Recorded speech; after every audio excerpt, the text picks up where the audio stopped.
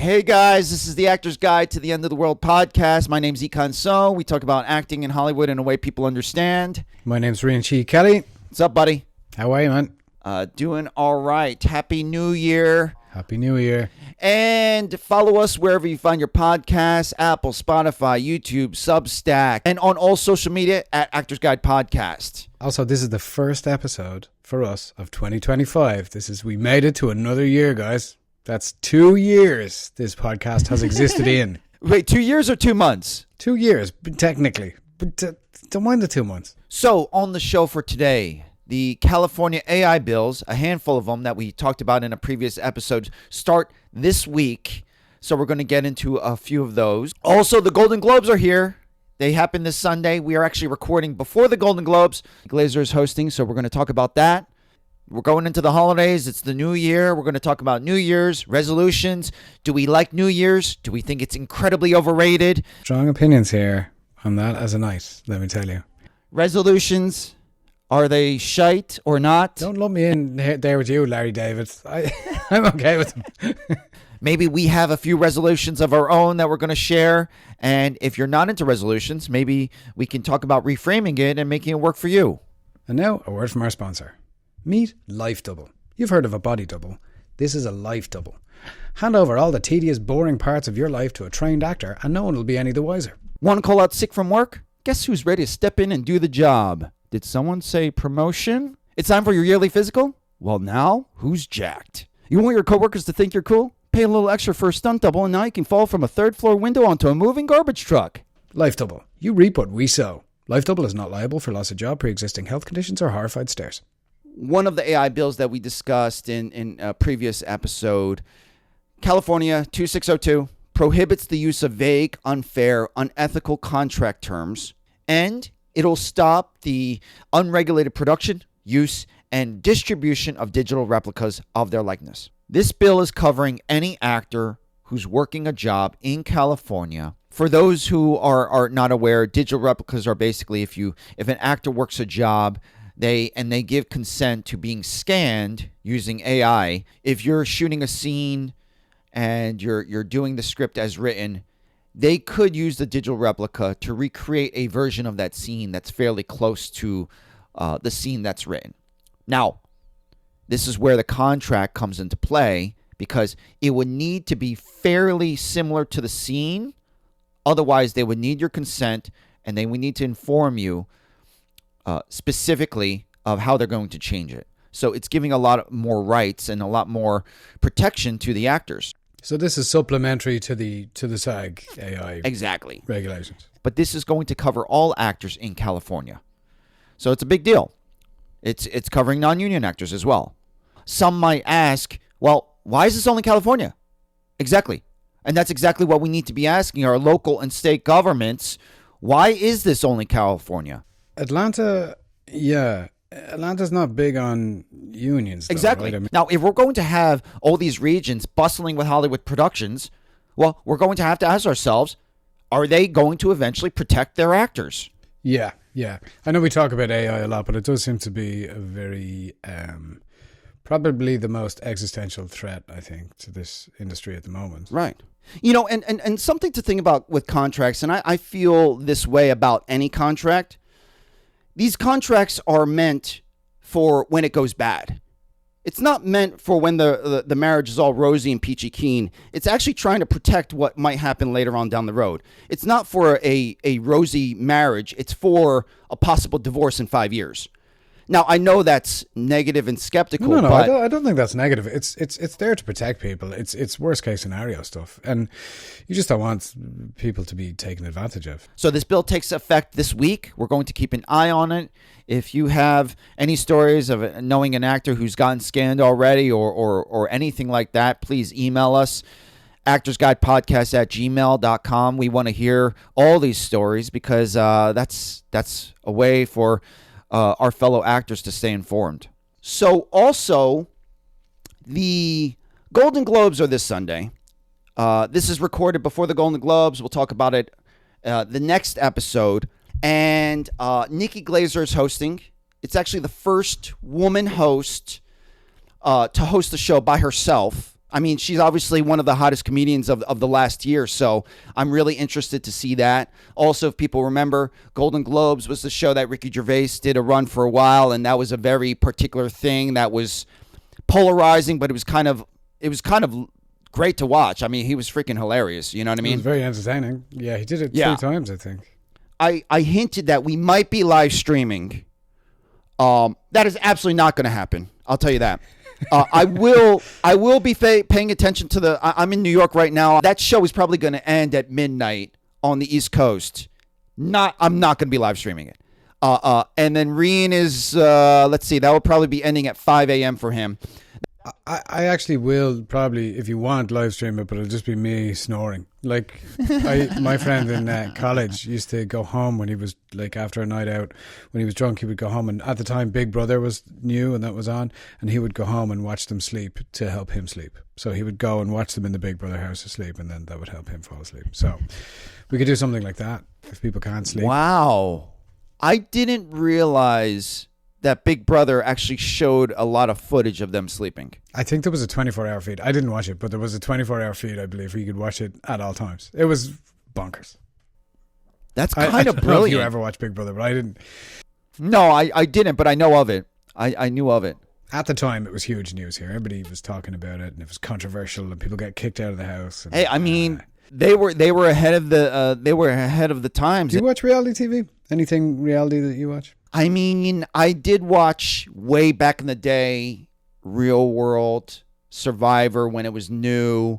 Yeah, same. I think the only and here's the thing, because I know reality TV can be very addictive, because I know at times, I don't watch it, I don't seek it out, but at times I would have watched, like I used to watch Deadliest Catch, and I watched it with an ex-girlfriend of mine. The two of us were really into it, so we would find reality shows to watch, and we would get very invested and kind of make fun of them. And I do understand why they're cheaper to make, and they draw people in, and they push these storylines, and so I do get it to some extent. And I think the first reality TV show was Cops, right? To come out of came out of the writer's strike in 1988, I think. That was what? Yeah, Cops no. was... So Fox, during the writer's strike, I think in 1988, I could be wrong on that, it was in and around, towards the end of the 80s, there was a strike, a writer's strike, and out of that... I see. Yeah, you're going... It's just interesting, the timing. You're completely right, the 1988 writer's strike, obviously that was, I wasn't out here in LA. It wasn't on my radar, but you're completely right. It's coincidental because the next writer's strike, what was birthed out of that strike is The Apprentice with Donald Trump. Really? So, yeah. So it's just like to see the seeds. Now, you bring up a great point. I was just hearing people discuss it over the course of the strike. Even reality TV production was down over the strike. That's just a testament to where the strength of the industry is right now. But they're not producing as much reality TV compared to years before as well. So everything's just tightening up a teeny bit. Yeah. Did you ever go to sitcom tapings? A couple times. Yeah. Okay. Yeah. A couple times. I need to try that. I've actually never done that, and I want to. I want to do that. So there's a website called One Iota. In case people don't know, where if you're in LA, you can sign up. I think it's free, right? The tickets are free. That's a great idea. Great education for actors. Best job in show business, they say, on a multicam sitcom. The work days are short. It's regular schedule. Exactly. All right, so that's word around town. So it's the beginning of the new year. I'm really curious. We haven't really discussed this, but I'm curious your take on New Year's and resolutions. I have strong feelings about it. Okay. But needless to say, I was in bed. I was literally in bed at 9:30 p.m., happy as a clam, and had the most glorious sleep of my life. And that's how I prefer to spend New Year's, at least currently. Did you ever like New Year's? Were you ever a big New Year's guy? Probably not. I think New Year's is by far one of the worst, most overrated holidays in general. Okay. I'm not exaggerating. I think it's literally one of the worst holidays. Now, here's the thing. Obviously, we need to, start off the year strong and blah, blah, blah. It's so overdone with expectations. Say, for example, I'm in a city like LA. You want to, most people are trying to figure out what the best party is. You're trying to get into some night that's, expensive. It's overdone. You're with a bunch of people that you probably have no interest in hanging out, just to hype up this need for an experience or an event to end the year. The experience is probably underwhelming, so you're actually drinking more to try to make it more fun. The dinners in the restaurants are usually this price fixed menu that are overpriced for what you get. Yeah, and then the next day you're hungover and you just have a huge bar tab. And then we'll get into what I think about resolutions. But that right off the bat is it's a recipe for disaster. The type of expectations that go into. I thought this way even before I kind of stopped drinking. A lot of times I actually tried to work New Year's because I was like, I hate this stupid holiday. I might as well make some money. And obviously there are some people who have tasteful evenings with their loved ones or friends that they love. If I was in New Jersey with my family, it would have been very straightforward. My family would have played Mahjong like it plays every night. I would have been in bed at 9:30. And that would be a great scenario. I'm totally down with that. But in general, I feel like the evening and the plans are usually disappointing and underwhelming. I'd rather get a great night of sleep. So my point is I don't even wait to see the ball drop. I absolutely don't. So that's how I feel. Okay, I like that. I like your Larry David-esque rant on that. I was expecting you to just completely understand all this stuff and feel the same way. I just think it's hilarious. Well, here's the thing. So I used to put a lot of pressure on New Year's. I don't know where I got the idea, but somehow I had the idea in my head that how my New Year's goes will determine how the following year goes. But that's what people, young, happy, rosy, naive people always thought that. And for whatever reason, that's what we were told. I heard that too.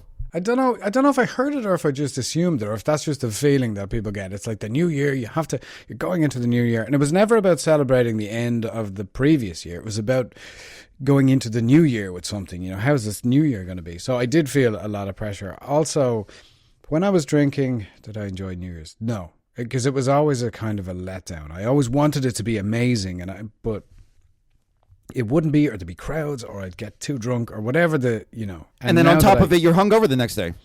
Oh, exactly. Oh, yeah. You're 100% exactly. You've all this pressure to start the year amazingly well, and then you're just dying of a hangover the next day. Yeah, now I'm not too bothered about it. I had a really good New Year's this year. I just went and hung out with some friends at a bar close to where they live in down the Quays in Dublin, and we had a fantastic time because we went to this bar called Brewdog. Shout out to Brewdog, which was relatively quiet, and we had some food and we had a great chat, and then we went next door to a restaurant which was admittedly a bit loud. There was like a restaurant and kind of a bar section which had very loud music, which to be honest I wasn't delighted about. But after midnight they started playing, like they knew their audience. They started playing music that like I remember, that music that sort of we grew up on.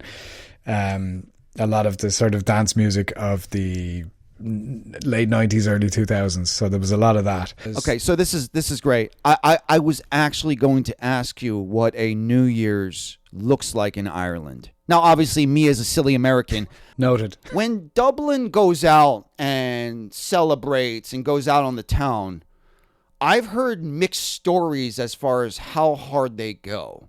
I heard some stories where it's like, like you've never seen people party that hard. Have you never heard that? No, I have. And it's interesting because I don't want to add to a sort of a negative image. Oh yeah. I know I'm putting you on the spot here, but I feel like I'm just thinking about it here. Yeah, you know what? I was in town before Christmas, and I was surprised at how chaotic it was. Not surprised, but I remembered how chaotic the centre of the city is in Dublin leading up to Christmas. It was just people crying and shouting, and it is kind of chaotic. There's a real buzz about it, but it is slightly different to America. I think there's just more of a binge drinking culture here than there is in America.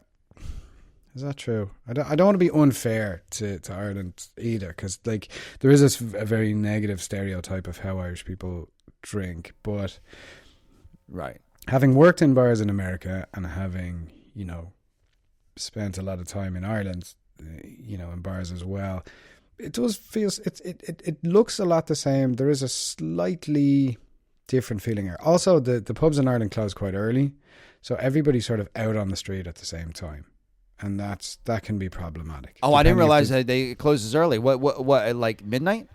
So yeah, I think it's 11:30. 11:30 or 12 for pubs. Wow. And then there are sort of, late bars and nightclubs and stuff, but I think most places are getting out around sometime around 11:30, midnight. I think Ireland has a bit of an unfair reputation for being, I suppose, violent or, fall down drunks. Drinking here can be a lot of fun. It can also be over the top, but I've seen that everywhere. I've seen that in America. I've seen it in Germany. I've seen, you know what I mean. I think the positives of the culture here in Ireland is you can go into a pub and talk to anybody. People will chat to you. People are generally up for a good time on a night out. We don't really have that sports bar culture that exists in America in the same way. There's not a ton of like sports bars with hardcore sports fans per se. It's more that drink is like alcohol is sort of woven into the fabric of Irish society in a way that people just, it kind of comes into everything. Do you want to go for a pint? Oh yeah, we must meet up for a pint. That's kind of the default thing to do, which right. But I agree with you. So tell me about resolutions. What's your buzz about resolutions?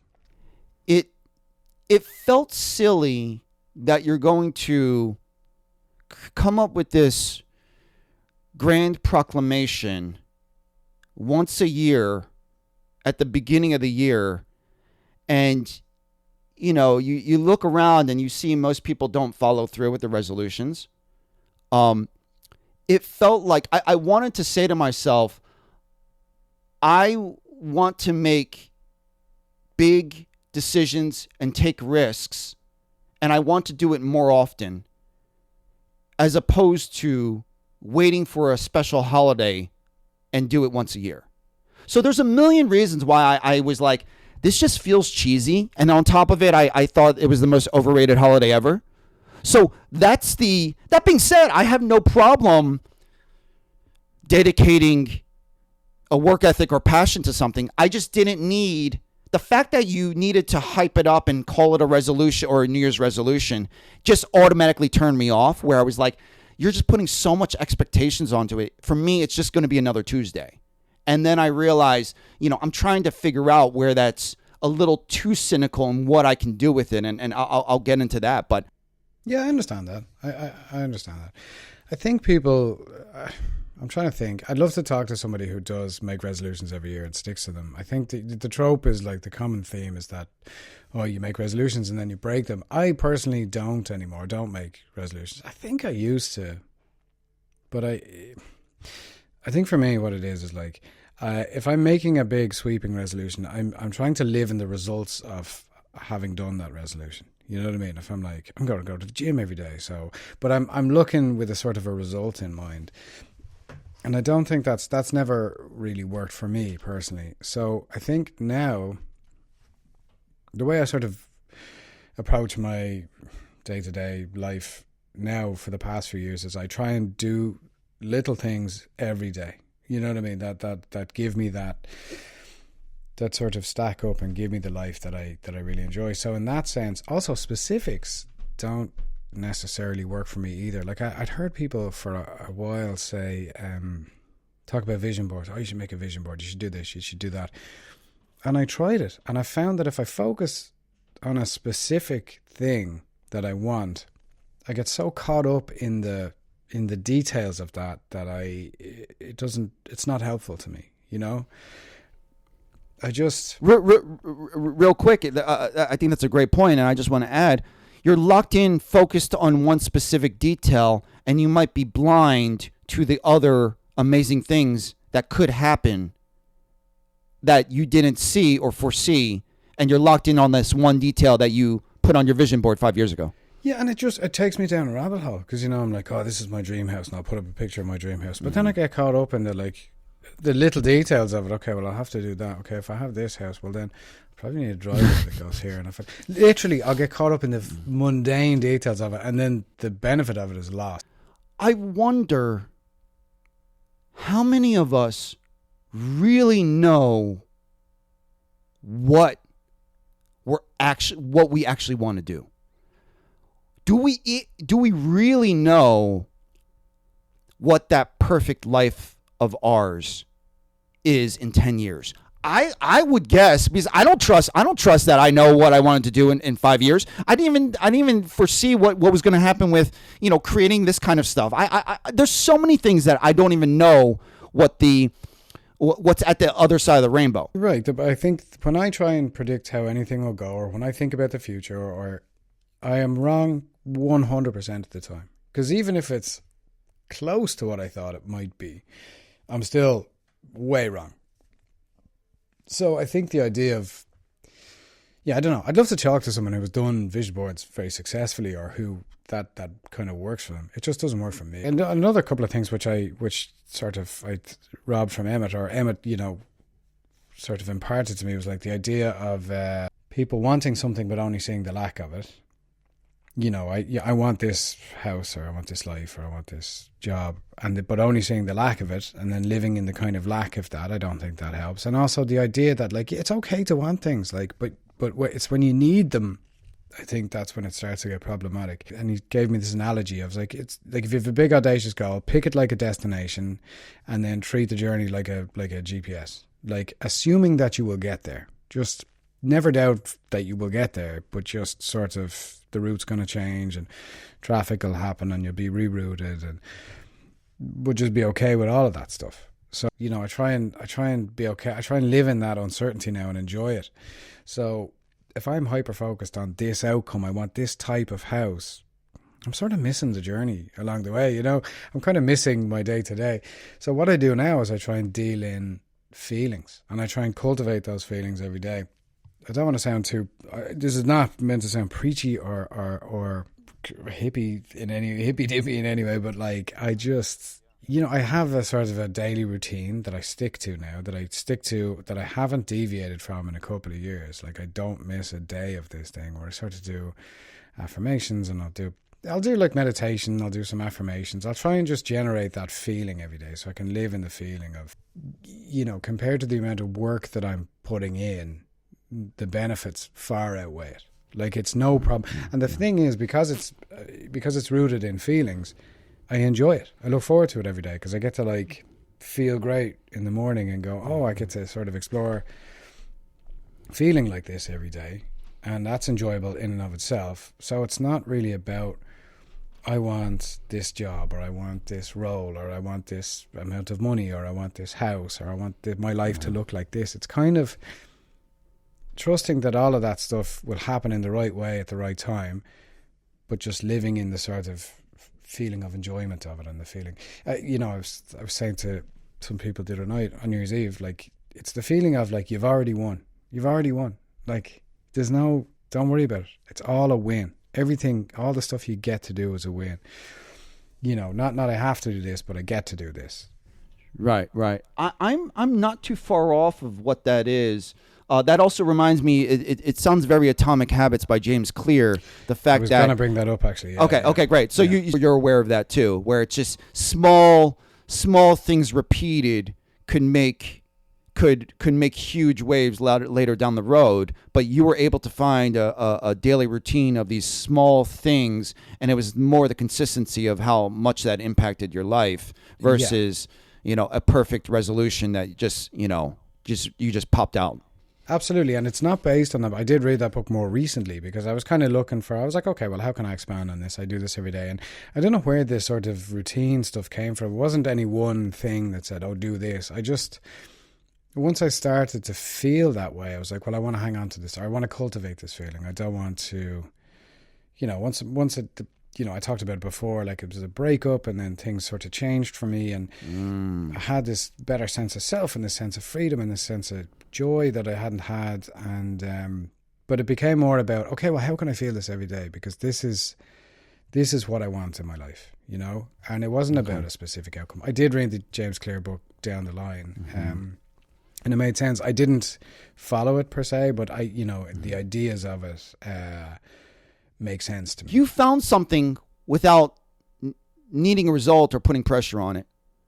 I found my routine over years, and I just happened to do a few things literally almost every day for over years. Now, if you told me in the beginning, hey, you're going to do this one thing for 5 years, I would have been like, that's ridiculous. But for me, it's effortless because these are small things that I just start my day. I don't make it rocket science, you know what I mean? So I think there's something to be said, and that's kind of like what I was finding, that we made these great things, we added these things in our lives almost in a way by accident. I almost realized that last year, a little after the beginning of last year, was almost the last time that I really drank. I didn't even realize that it's almost kind of a year.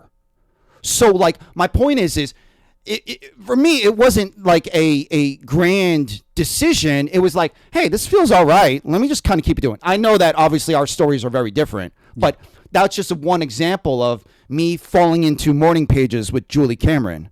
I just was like, hey, this feels good in the morning. Let me just wake up and do these morning pages. You basically scribble gibberish pages every morning right when you wake up. I do it too, and I found that really helpful.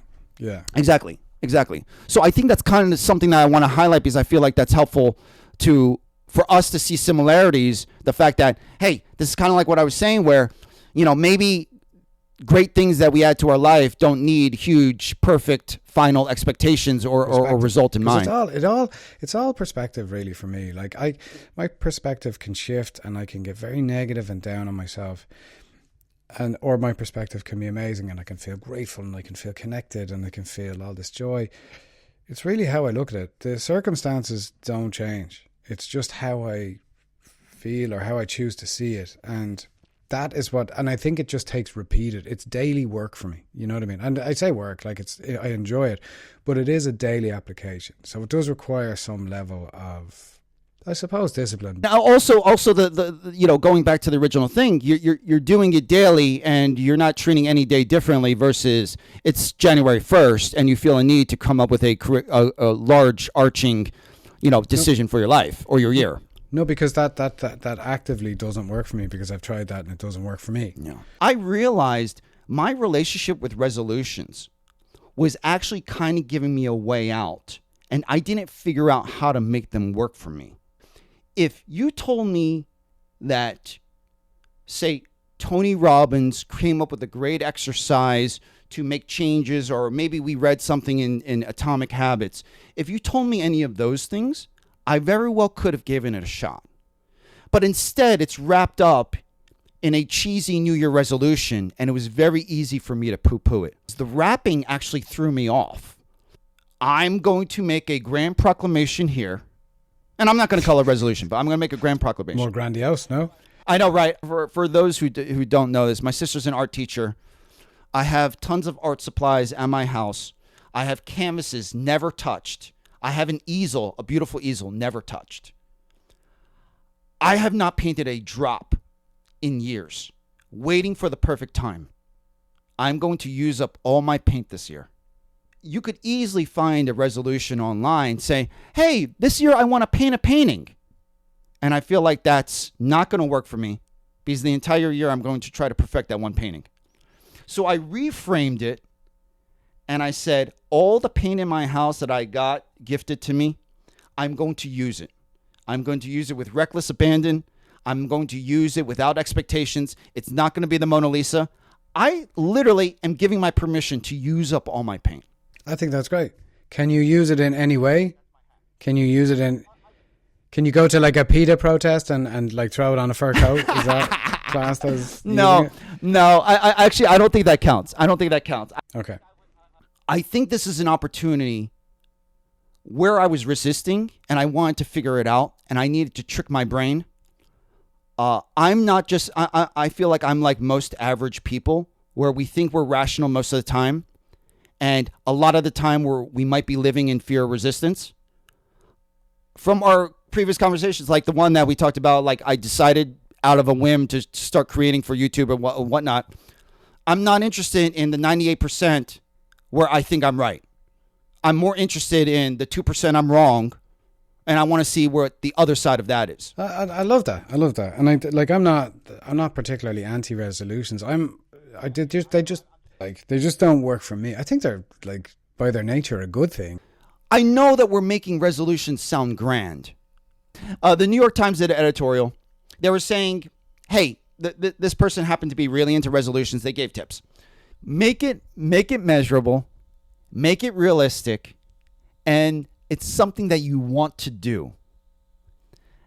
Now, notice the thing that you and I were kind of calling out was the fact that it needed to be grand, sweeping. Yeah, exactly. We projected a couple things on our idea of resolutions, that there's a lot of people that couldn't venture into something using even just those 3 suggestions that maybe could work for them. Actually, you're right. And I love that because I guess I did make one, but it wasn't related to New Year's. So I just made, I suppose, a resolution that I was going to do about exercise, because I will, I'll go to the gym when I'm in LA, but sporadically. I don't have a program. It's kind of me motivating me. So I made a resolution that every day until I do this next job that I'm doing, I'm going to do this many push-ups and this many sit-ups and this many squats. So I just made just every day. So that was because I don't exercise with any consistency. I do it very sporadically and sort of when the mood takes me and I'm a bit, I'll go tomorrow, or and I enjoy it when I do. I don't have that discipline instilled in me. I was never really a gym goer, so I was like, okay, well, here's something I can do every day until I do this next job. I'm gonna do this many push-ups or whatever, and it's not a ton, you know what I mean? I don't want to say how many because I don't want to embarrass everybody, and Well, I was going to say Rían didn't mention that this next job starts tomorrow, so it's actually just one day of working out, which I think is brilliant. That's a way of reframing it. You worked out for one day and then now you're done. Yeah. I just don't know the start date of the next one, so it could be a while. Okay, there you go. Just for me, it's just about doing a small amount every day. Like I read that, was that the James Clear book where he talks about, I won't go to the gym, but I'll just put on my shoes. You know what I mean? Exactly. I was about to say that. Yeah. Make it ridiculously, almost silly, easy. Like instead of brushing your teeth every day, which I think most people probably should. Ideally, you would. Yeah.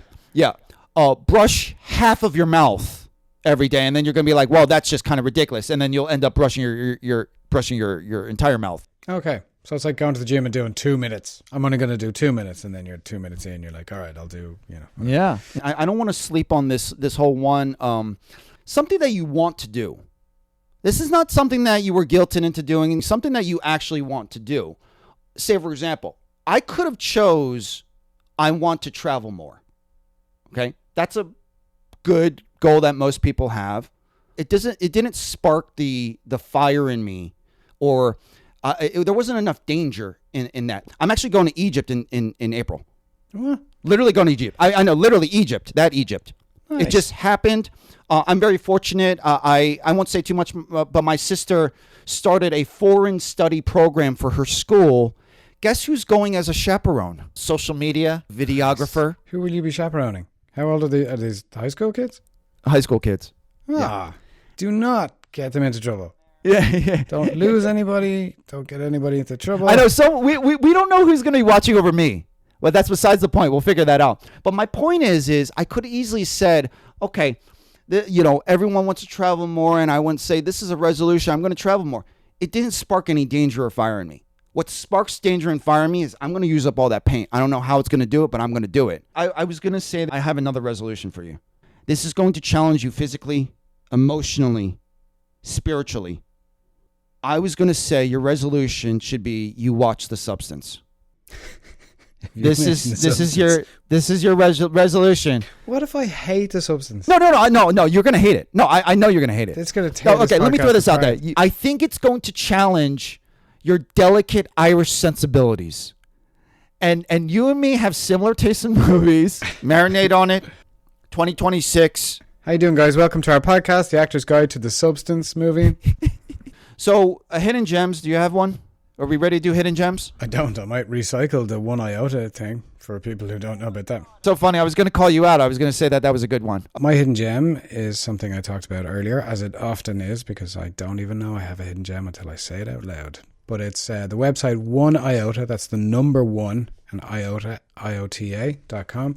And what it is free tickets for people who want to go to game shows or multicam sitcom tapings in Los Angeles. So you go on there, you see what's coming up, you see what's taping, and you can get free tickets. So if you've an interest, if you're an actor, we highly recommend you go to a multicam comedy taping, a sitcom taping, but that's where you'll find all those tickets for free.